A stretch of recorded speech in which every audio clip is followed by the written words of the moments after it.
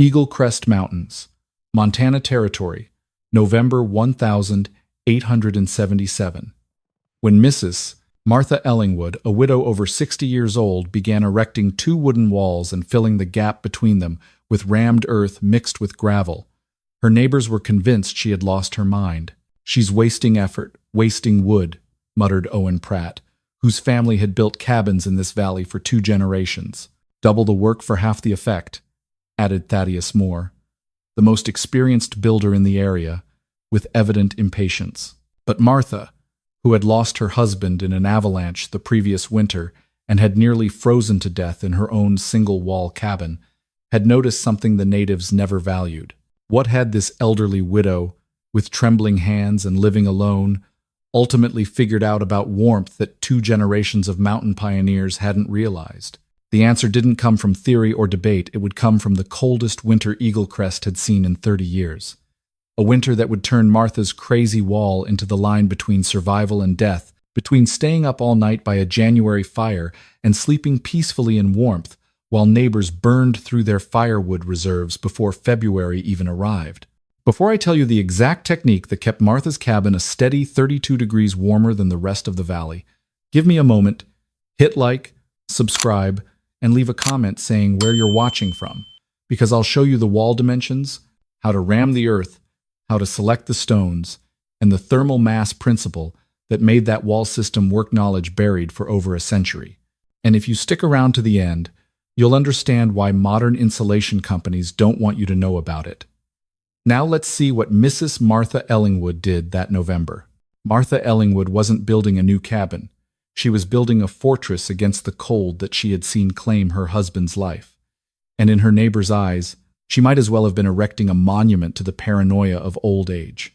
The standard cabins of Eagle Crest Basin in 1877 all used single walls. Lodgepole pine logs notched and stacked, sealed with moss and mud. If someone was wealthier, they added a layer of split boards inside.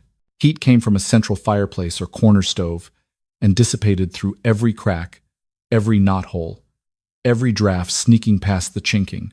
Owen Pratt's cabin, built right by 2 generations of tradition, lost all its warmth just 2 hours after the coals died. And by dawn, ice had formed a thin film on the inside of the windows, a sight so familiar that everyone took it as a given of frontier life. So when Martha erected 2 walls spaced 20 inches apart, then shoveled in batch after batch of damp, sandy soil and river gravel between them, people saw it as a fool's idea.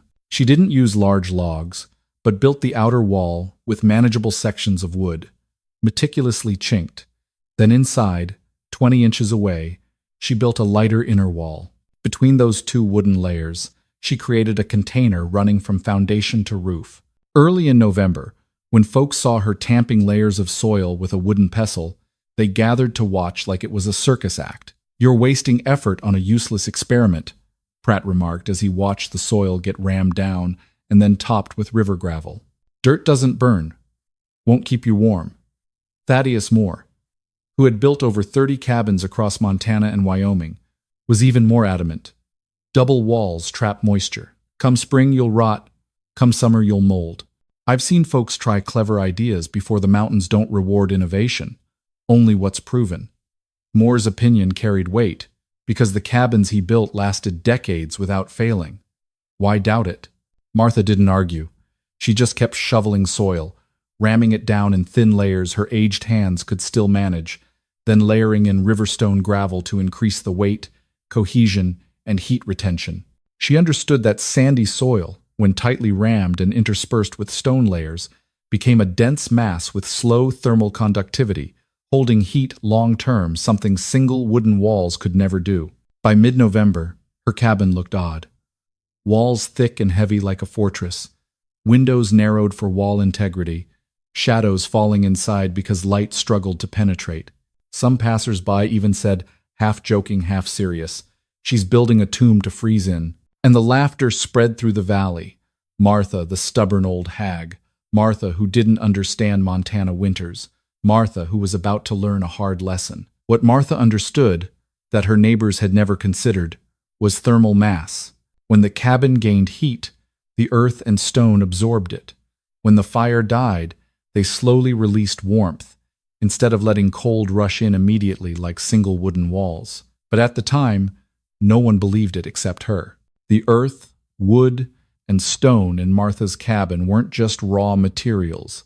Each had vastly different capacities to store and conduct heat, and that difference was what her neighbors didn't understand. Lodgepole pinewood, the common building material in Montana, has low heat storage capacity, only about 0.45 British thermal units per pound per degree Fahrenheit, meaning a wall-thick slab of wood holds warmth for about 20 minutes after the fire dies, then goes cold as if it had never been heated. Rammed earth is different. Depending on compaction, each cubic foot can weigh 90 to 110 pounds, 3 times the weight of wood, and when rammed in thin layers interspersed with sand, it retains heat many times better than wood. River stone gravel, which Martha gathered along the creek, was even better.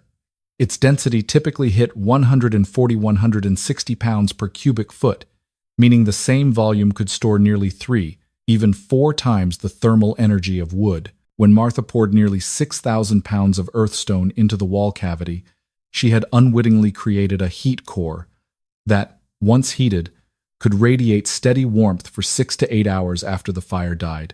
But the genius wasn't just in the earth or stone, but in how they were integrated into the double wall design.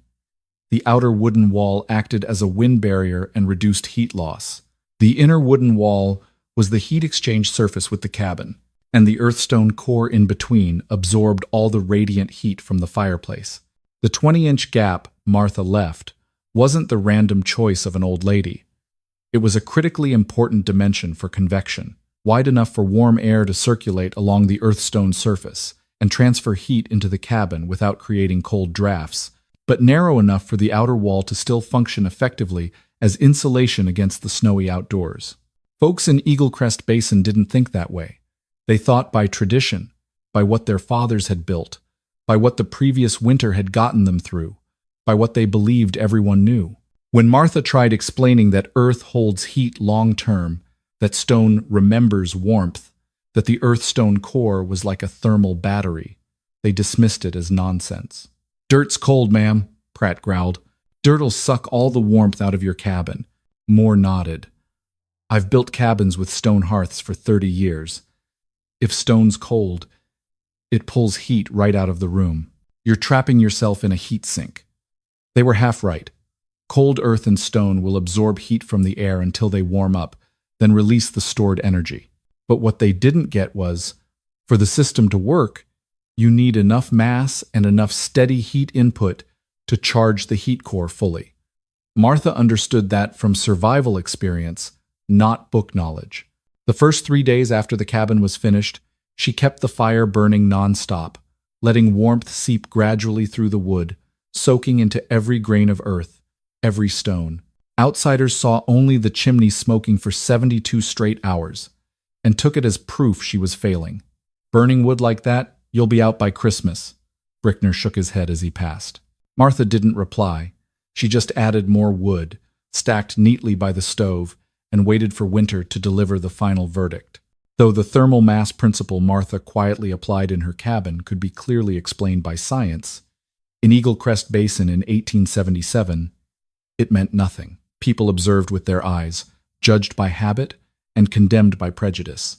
One windy afternoon, when a blade of cold air swept down from the northern mountains, Owen Pratt, the burly 45-year-old, the valley's biggest rancher, stopped in front of Martha's cabin, hands on hips, eyes squinting in disbelief at what he saw. Earthstone walls slowly rising around the house. He burst out laughing, his voice thick and sharp like an axe biting into a tree trunk. "You planning to bury yourself alive in that cabin, Martha?" The words echoed in the frigid air, immediately met with roaring laughter from the 2 men with him, as if they were witnessing a rare comedy amid the harsh winter. To them, an old widow building double walls and filling them with dirt was a punchline that needed no setup. But the men's mockery was just part of it. The women in the valley, used to tending families and relying on community protection, looked at Martha with eyes mixed pity and malice. Clara Briggs, known for her quick tongue, whispered just loud enough as she passed the cabin. "Old folks shouldn't live alone. Her mind's probably not right anymore." The others nodded, their gazes sliding over the thick earthen walls like a fortress with weary disdain, as if witnessing an irredeemable folly. They called Martha's method extreme, eccentric, even dangerous. Who piles dirt and stones between two wooden walls? Who turns a cabin into a heavy block like a prison cell? Calling it the earth crust shack, the dirt shell shack, was how they mocked it while distancing themselves from what they saw as certain failure. Yet while the valley's tongues wagged like that, Martha kept going. She didn't stop to argue, didn't look up to retort, didn't justify her method. Her movements were slow, small, but relentlessly steady. She bent down, shoveled earth with her old wooden spade into a trough, then poured it into the rising wall cavity. She tamped it with a small pestle, each blow not forceful but deliberate, then placed river stones from a basket, interweaving them into the earth layers, creating solid textures as if cast in place. Occasionally her hands trembled slightly from age, but the rhythm never faltered. It was steady, enduring, like the heartbeat of someone accustomed to loss and who knew the cost of giving up. Passers-by, seeing the scene, only reinforced their belief that she'd lost her mind. As the cabin neared completion, they grew more convinced she was burying herself in a mad idea. The double walls had risen nearly 7 feet, a staggering height for an old woman building her own cabin. The earth stone layer between them turned the structure into a thick, heavy earthen mass, the afternoon sun hitting it, making the dried dirt patches look even more crude and mottled. The cabin lost the graceful look of wood, replaced by squat ugliness that followed no 19th century Montana architectural tradition. To the community, where cabin building followed patterns handed down 2 generations, that difference was unacceptable. And behind the ridicule lay a deep layer of prejudice. In that era's Montana society, old women living alone were seen as frail, in need of neighborly help, unable to fend for themselves against winter, let alone build a new cabin with a technique no one understood. Martha's actions weren't just seen as foolish. They were viewed as rebellion challenging the role society had assigned her. An old widow shouldn't decide big things like building a cabin on her own. That's what they thought. Yet Martha did it silently, fiercely, without needing anyone's approval. With every stone she placed, every layer of earth she rammed, her neighbors' conviction grew that she wouldn't survive the winter. They passed the cabin like passing a grave being slowly filled, pitying yet certain the coming winter would be final proof of her folly. Not one, not even the kindest thought old Mrs. Ellingwood would live to see the spring of 1878. But Martha kept going, because she knew if she didn't try something different, that single-wall wooden cabin was the real grave waiting for her ahead. The first cold snap hit Eagle Crest Basin so fast that even the most experienced folks in the valley couldn't prepare. In just hours, temperatures dropped from 18 degrees Fahrenheit to 10 degrees Fahrenheit. North winds howling over the slopes, carrying moisture that made the cold cut like knives into skin, seeping through every layer of clothing and into the smallest gaps in wooden walls. Seeing the sky turn leaden gray and hearing the wind whistle through the pines, everyone knew real winter had begun. The valley cabins, used to enduring cold but never facing a winter forecasted this brutal, immediately showed their weaknesses. Owen Pratt's house felt it worst. Just 2 hours after the stove fire died, all warmth vanished like it had never been. The wooden floor was so cold adults flinched stepping on it, the thermometer by the door reading only 38 degrees Fahrenheit. Kids curled in wool blankets, cheeks red from cold, breath puffing out in little clouds. Adults grumbled, snapped, complained that wooden walls held no heat. Drafts slipped through every chinking joint, making the whole house shudder in strong gusts. Meanwhile, Martha's cabin was a different world. From the moment temperatures started falling, she kept the fire going non-stop, not letting it die for even an hour. For the first 48 hours, the fireplace blazed red-hot like the only warm heart in the valley, sinking into deep freeze. Inside the cabin, the earthstone walls began warming gradually, not with the fire's harsh heat, but with even slow radiating warmth. If you touched the wall surface, you'd feel moisture on the earth rising in a thin vapor, then dissipating into the cabin's warm air, a sign the heat core was starting to charge. The walls weren't scorching, but warming steadily in a way that even Martha, prepared for her method, felt a quiet confidence kindling. But outside, those efforts became mockery fodder. Neighbors saw Martha's chimney smoking day and night and shook their heads, Burning like that, she'll burn up before she freezes. Others sneered. Dirt walls heating up? Nonsense. Dirt just makes it colder. Those comments flew on the wind, slipping through her small windows, but couldn't drown the crackle of fire in the stove. Martha heard it all, as she had for weeks, but this time there was no flicker of doubt deep in her eyes. She just sat by the fire, hands clutching her quilted shawl edge, gaze fixed on the flames with a heavy heart.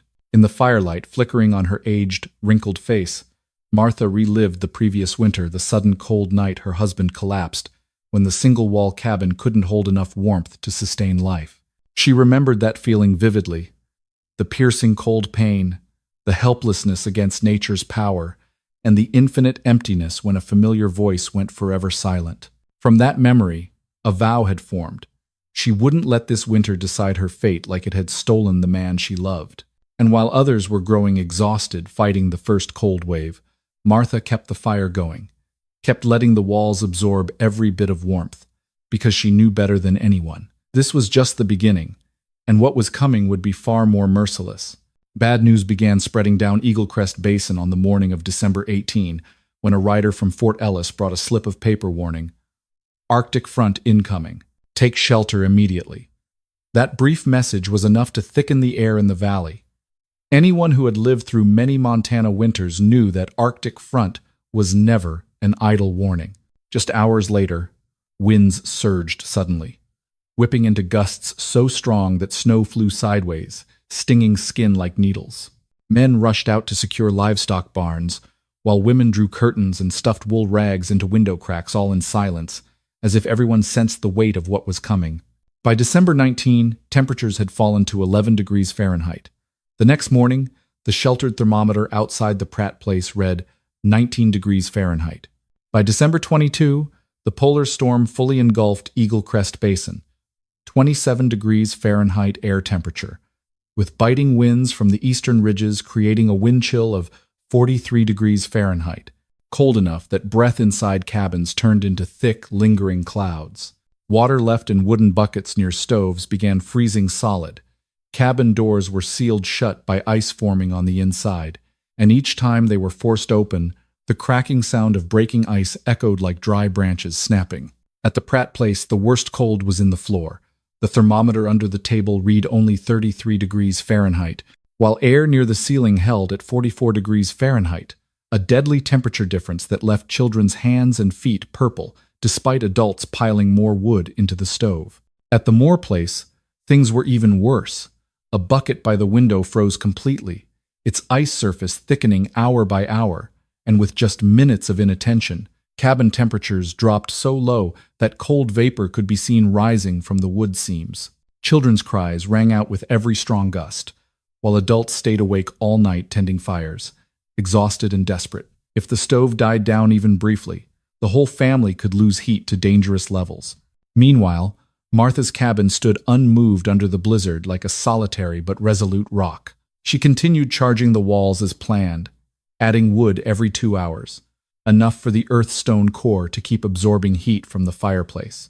Each time wind slammed into the cabin, the earthen walls trembled slightly, like a creature enduring tremendous pressure, but they held firm, no cracks, no leaning, no splitting. Sometimes Martha paused to listen to the howling wind outside, placing her hand on the wall surface. It remained evenly warm, as if breathing a slow rhythm completely opposite the weather's chaos. Neighbors, while checking barns or hurrying to each other's homes for help, unconsciously glanced at her cabin through the thick snow. Amid the whiteout, the earth-stone house loomed dimly, looking like an ancient sediment block, cold, alien. And each time they saw it, everyone shared the same thought. That old woman, she won't survive this one. Those whispers slipped through sealed windows into homes, mingling with howling winds and crackling stoves. Some felt pity. Others were certain her cabin would be the site of the winter's first tragedy. Who could survive in a house with walls packed with cold dirt? Who would dare challenge ancestral tradition by building what they called the Earth Crust Shack? Yet the storm wasn't over, and as darkness fell on December 22 over Eagle Crest Basin, everyone understood that the coming night would not just be cold, it might be fateful. In the dim light glowing from Martha's cabin, the fire still burned, and the earthstone walls quietly remembered every bit of warmth the storm hadn't yet stolen. The night of December 22 passed with winds shrieking as if trying to tear the entire Eagle Crest Basin apart, and in Martha's small cabin, the fire that had burned for 2 straight days finally succumbed to its owner's exhaustion. Around 1 in the morning, while leaning back in a wooden chair to doze, Martha fell asleep, and the stove fire gradually died down to glowing embers.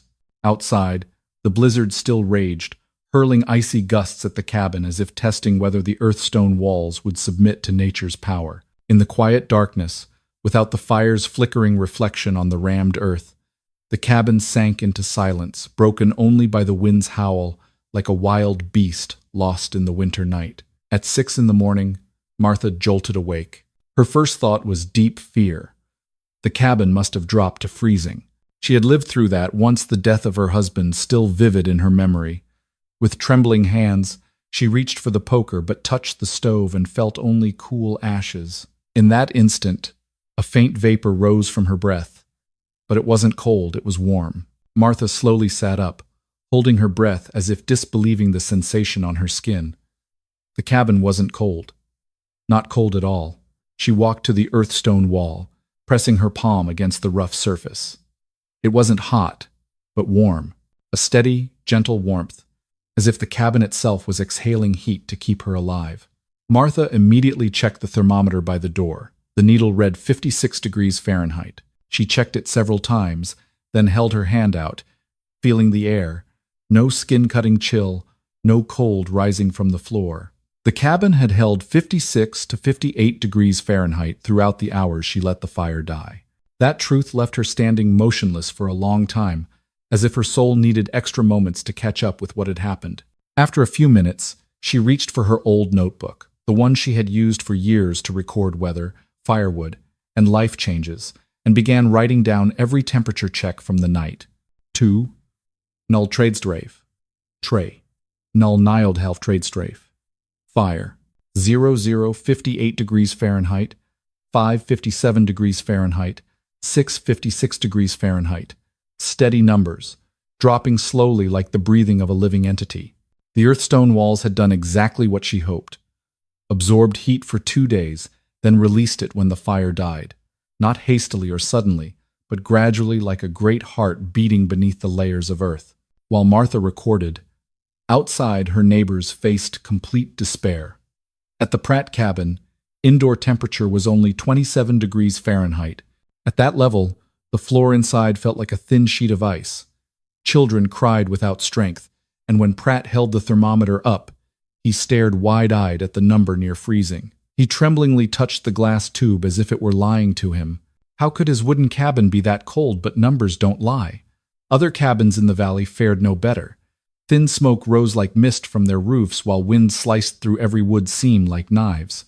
But what shook the entire valley wasn't the cold in their own cabins, it was the warmth radiating from Martha's. While the Pratt, Moore, and Briggs homes sank into freezing air, Martha's cabin still glowed dimly, and its chimney released a gentle, warm vapor. Some who saw it whispered to each other, "Something's not right.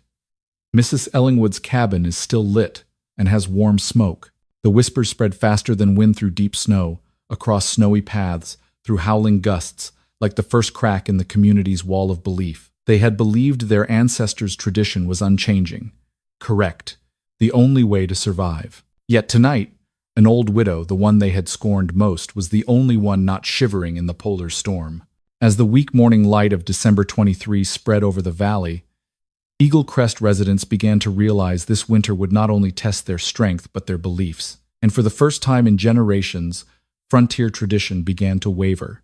Martha Ellingwood, with trembling hands but a resolute heart, had proven that some truths only reveal themselves when the storm hits, and that fateful night was just the beginning. On the morning of December 23, while the first sunlight still couldn't pierce the thick snow curtain, a loud, desperate knocking echoed on Martha's wooden door. Martha had just rekindled the stove when she turned around. Outside stood Owen Pratt, the burly man who had mocked her most, now shivering in a thick cloak, cradling his little daughter blue from cold. His breath puffed out in thick white clouds. But what stunned Pratt wasn't Martha opening the door, it was the rush of warm air that immediately poured out from inside, warmth his own cabin had lost long ago. He stood frozen for seconds, disbelieving the feeling on his skin, then bowed his head, pleading without hiding desperation. Martha said little, just gently ushered father and daughter in. She took the child from Pratt's arms, placed her near the fireplace, wrapped her in extra blankets, and poured her a cup of hot water with trembling but careful hands. Despite his earlier merciless mockery, her eyes held no reproach. In that warm cabin, all the prejudices and bitterness of the past fall melted away in the child's gasping breaths. But Pratt wasn't the only one seeking refuge. Minutes later, a family from upstream Eagle Creek also appeared, their hands red and raw, some fingers purple from cold, cloaks crusted with frozen snow. They staggered in, eyes wide in amazement at seeing no thin ice layer on Martha's windows while theirs had to be chipped open from inside ice. Each person entering paused for seconds, inhaling deeply, as if stepping into a different world untouched by the raging winter outside. In that rare moment when survival mattered more than pride, Pratt knelt beside Martha, voice hoarse from cold and shame. "How did you do it, Martha? My cabin is nearly frozen." Martha looked at him, her aged eyes no longer defiant, only calm from one who had lost too much to hold grudges. She spoke slowly, voice trembling but warm. "The walls remember heat, then give it back at night." The simple answer left Pratt speechless. Others in the cabin looked at each other, trying to grasp what Martha had said, but they couldn't deny the truth warming their bodies. The old widow Ellingwood's cabin, the one they thought would kill her first, was the warmest in the valley. Word spread faster than wind through deep snow. By morning, from house to house, people whispered, "Martha's cabin holds warmth when the fire dies. Her windows don't ice over. Her earthen walls breathe out warmth." Those whispers, first full of doubt, gradually turned to genuine interest, then shock at realizing what they had always believed might be wrong. By noon, a group including Pratt and Moore decided to bring thermometers, paper, pencils, and oil lamps to Martha's cabin to verify. They needed to know exactly what was happening, because if the old woman they had ridiculed was the only one solving the winter puzzle, then the valley's entire belief about cabin building, survival, and heat might need rewriting from scratch. Martha hadn't prepared to become the center of that change, but her earthstone walls had begun awakening Eagle Crest Basin. That noon, with winds still gusting through the valley, Thaddeus Moore, the man considered the best cabin builder in Eagle Crest Basin, appeared at Martha's door. He brought no mockery as before, no superior air of experience. Instead, he carried a shiny brass thermometer, sheets of notepaper, and a worn pencil. Moore said nothing at first, just nodded to Martha and began his work with the caution of someone ready for truth to defeat old beliefs. At 9 a.m., he placed the thermometer in the cabin center, waiting for the needle to settle. The first reading made him raise an eyebrow. 59 degrees Fahrenheit. He stepped to the inner wall, touched it, then checked again. 55 degrees Fahrenheit. Then he went outside, removed his glove, and pressed the thermometer against the outer earthstone wall face battered by wind. The needle dropped instantly to 12 degrees Fahrenheit. Moore stood motionless.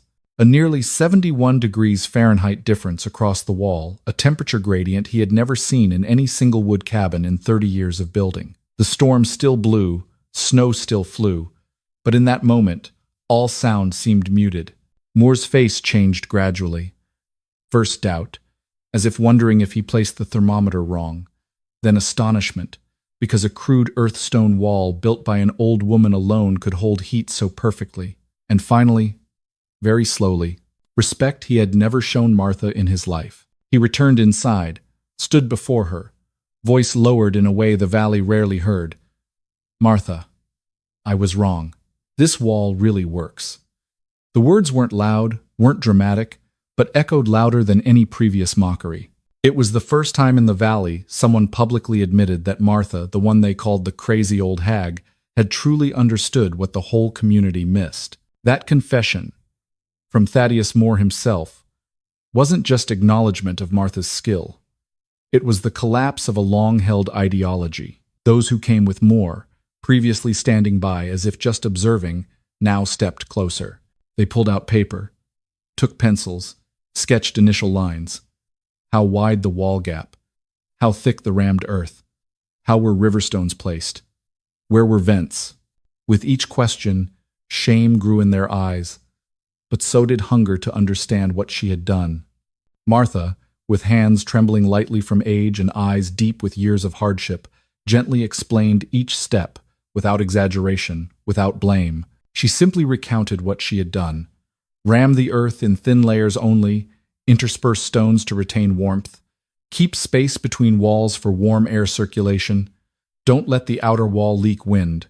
Each word reminded them of past laughter, and each explanation thickened the cabin silence, not contemptuous silence, but the silence of emerging respect. Moore recorded everything, carefully like a student meeting a true teacher for the first time. When he stood, closed his notebook, he looked around the cabin, the warm walls, comfortable air, windows free of ice, and nodded very slowly. In that valley, that morning marked the rare moment when science, survival, experience, and humility converged. And from Moore's simple admission, Eagle Crest Basin began to understand that this winter not only exposed the weakness of traditional cabins, it revealed wisdom they had once mocked. Martha Ellingwood was no longer the crazy old hag. She became the first to open a cabin-building way they had never dared imagine. Spring 1878 arrived slowly but gently, ice melting in patches on the ground, revealing dark brown earth still holding lingering cold, and it was when all of Eagle Crest Basin began speaking of Martha's cabin as something far beyond one strange winter. Just 2 weeks after the storm cleared, 17 families visited her small cabin in turn, no longer to mock or probe as before, but to ask for plans, every detail, every dimension, every method of ramming earth and placing stones.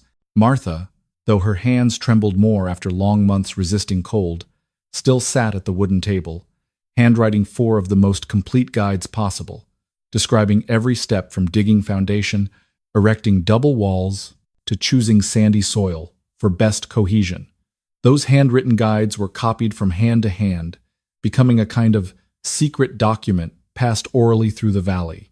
By summer 1878, something unprecedented in this small valley's history occurred. 11 new cabins rose on hillsides, creek banks, and open fields, all based on improved versions of the Ellingwood earth wall.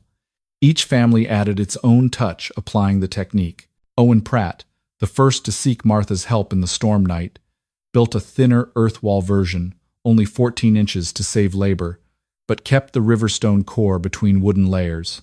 The Briggs family boldly placed larger riverstones at the wall base for stability and water resistance, making theirs one of the sturdiest in the area. Some younger families experimented with wooden forms for ramming earth to shorten construction time. The once quiet valley turned into an academic construction site of frontier folk eager to understand better how to conquer winter. By the 1879 winter, first serious measurements were recorded. New cabins using earthstone walls maintained temperatures 20 to 28 degrees Fahrenheit warmer than traditional singlewood cabins. Many families reported no longer needing to stay awake all night tending fires. Some cabins even held above 50 degrees Fahrenheit when fires died at midnight. Firewood consumption dropped sharply, on average 45–55%, a figure no one would have believed just a year earlier. Even families once staunchly traditional began considering new cabins in Martha's style. The spread was so rapid that officers at Fort Ellis heard about it. In early January 1879, Lieutenant Harris was sent to the valley for field survey.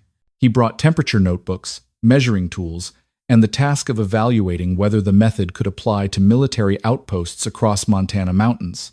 Harris toured the new cabins, checked positions, touched earth wall surfaces still warm though fires died that morning, then recorded meticulously. At the end of the survey, he concluded, this earth thermal construction could save lives in Montana winters. A brief but weighty endorsement for people accustomed only to cold's torment. From there, the technique's fame spread beyond Eagle Crest Basin. Builders in Idaho, Wyoming, and farther heard of the earth battery wall, the wall acting like a heat-storing battery. Some young builders visiting Martha's cabin gave it a new name, Ellingwood Wall, both to distinguish it from other earth walls and to honor the old woman who dared what the community once called madness. And thus, from one old widow's survival effort, a building method became a legacy, spreading across the mountain frontier. By 1894, when Eagle Crest Basin had changed much from the harsh winter days of 1877, Martha Ellingwood, the widow once mocked by the entire valley, passed away in her sleep at age 77. She had no blood family, no children or grandchildren beside her, but on the morning of her funeral, the entire path to the small Southern Valley Cemetery was covered in footprints of those whose lives she had saved through the coldest winter of their lives. Faces once skeptical now bowed silently. Children who had warmed in her cabin that year were now adults, placing green pine branches on her grave as belated thanks. And time passed, dozens of winters sweeping down Eagle Crest Basin, wearing away roofs and boards. But Martha's cabin still stood, the thick, rustic earthstone walls never collapsing, never molding, never swept away by snow winds. The rammed earth layers interspersed with river stones that her trembling hands had placed one by one now stood as living proof of a building method people then couldn't comprehend. But the modern world recognizes as ahead of its time wisdom. Archaeologists and architecture experts surveying the area in the early 20th century recorded Martha's cabin as an early and refined example of passive earth thermal design. Passive design using earth and stone thermal mass to maintain stable temperature. Scientific notes about her cabin entered research reports, compared to modern thermal models. Astonishingly, data from Martha's surviving cabin matched almost perfectly with thermal mass theory taught in U.S. architecture schools even today. Researcher Porter Caldwell wrote in a 1923 report, "What Mrs. Ellingwood did was not experiment. It was the intuition of someone who understood nature more deeply than we thought." But beyond scientific meaning, Martha's legacy carries far deeper human value. An old widow, the weakest, most alone, and most scorned in the valley, yet she was the one who saw the simple principle no one else would. Earth holds heat longer than wood, stone holds heat longer than wind, and survival belongs not to the strongest, but to those who understand nature, patiently observe, quietly learn, then act. That philosophy was passed down through Eagle Crest Basin generations. It's not strength that creates survival, it's wisdom, patience, and the ability to learn from nature. Children raised in Ellingwood wall-inspired earthstone cabins still told grandchildren about strange Mrs. Martha, who taught them that innovation sometimes looks like madness until the day it saves the entire valley. And as this story is retold today, amid an era of modern homes, industrial insulation, and new building standards, one value remains unchanged. Nature's fundamental principles are always true, no matter how long people forget them. If the story of old widow Martha Ellingwood, who quietly challenged her entire community with her wisdom, makes you reflect on how our ancestors survived on America's frontier, consider subscribing so you don't miss the next stories about frontier techniques, simple yet powerful knowledge, once forgotten, but still quietly shaping the modern world. Who knows, in this technology-filled age, those old lessons might be what help us understand sustainability and resilience more deeply, the very things that kept Martha Ellingwood alive through the harshest winter in Eagle Crest Basin history. If you value stories that unlock knowledge and want to continue the journey exploring ancient survival techniques, please subscribe so you don't miss the next video. Thank you for watching. See you in the next stories from America's frontier.